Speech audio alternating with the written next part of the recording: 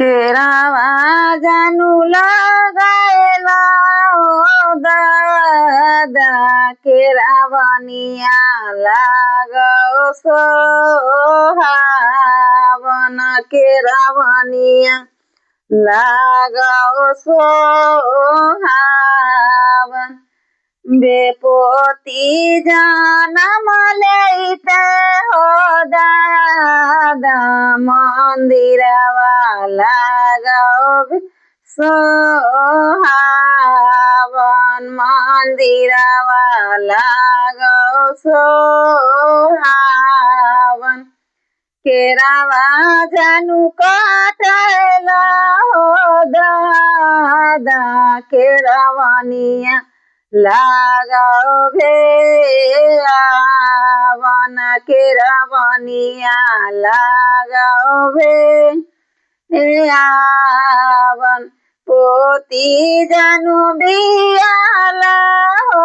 दादा मंदिरवा लागै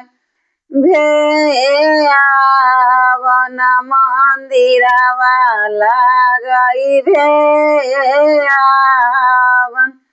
गैया जानी हो कराई हो दादा दुहैया केरा हो बेरिया दुहैया केरा हो बेरी बेटी के मैया कराई हो दादा रसोईया केरा हो बेरिया रसोईया केरा हो बेरिया सातो घरवा घुमली गे बेटी की सातो मेगे पतोहिया की सातो मेगे पतोही भानसा घरवा पैसली गे बेटी की बेटी बीना गे सोना माँ की बेटी बीना गे सोनामा